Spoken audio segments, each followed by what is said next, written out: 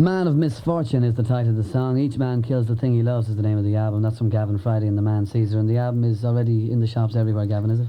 Not everywhere. Well, it's out in England in about 2 weeks. Yeah. And it's out in America in about 4 weeks. But everywhere else, it's there. So what is it this week? Talking to idiots like me with pens or microphones, and then next week it's Europe, and next week, what after that then? We're doing all this talking trip, trying to explain ourselves to people that don't understand us or think they do.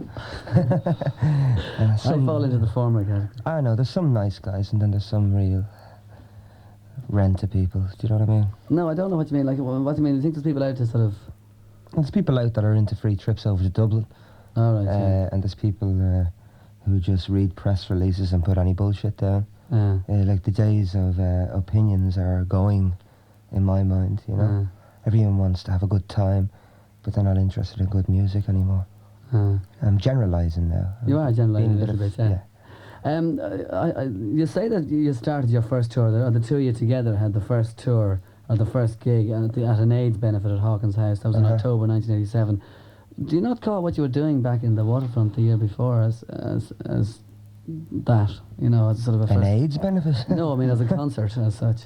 Yeah. Like, in other words, what's going to be on the road when you do take this on the road? What's different? Well, the Blue Jays was like a post-Prunes exorcism for me in some ways, and it was only after we kicked the Blue Jays in the head, it was after that we decided to start writing together, and it was when we wrote a couple of songs and started demoing them. It was then I would call that our first real gig, because the Blue Jays wasn't a gig, it was an experience, a head trip.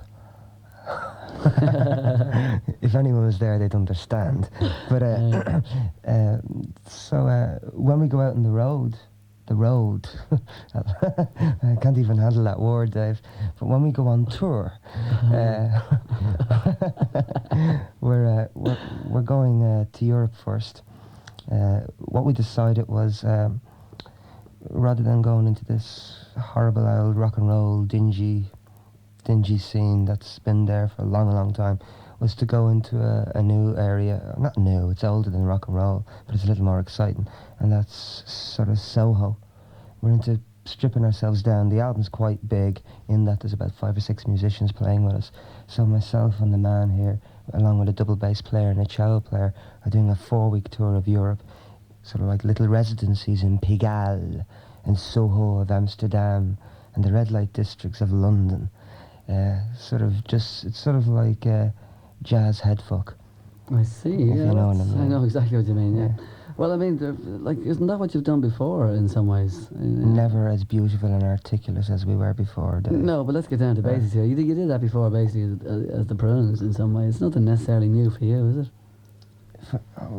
Well, nothing's new in life. I mean, all you can do is pick yourself up and be better at what you wear and find out where you are crap. The big thing about us all, Dave, I think, is we've ideals of what we think we're good at. You find out what you know, what you are good at. What do you mean? You're trying to say I'm repeating myself? I'm trying to say it's not necessarily like, you know, the most newest thing in the world, but you usurped me by saying things like, well, nothing is new anymore, you know.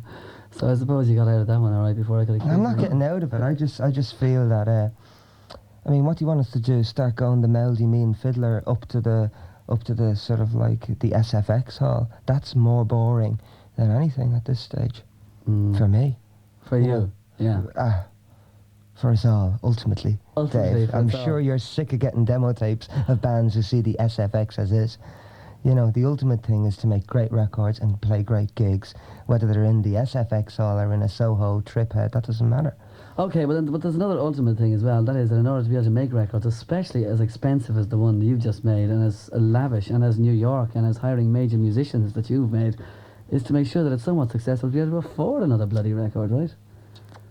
Well, I know that what do you mean? I mean that success is part of it too. That, like, I mean, you want to be successful as well, you know. Well, we don't buy champagne in the Pink Elephant or have a limo.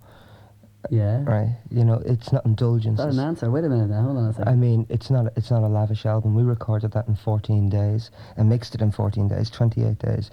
Not many bands do that.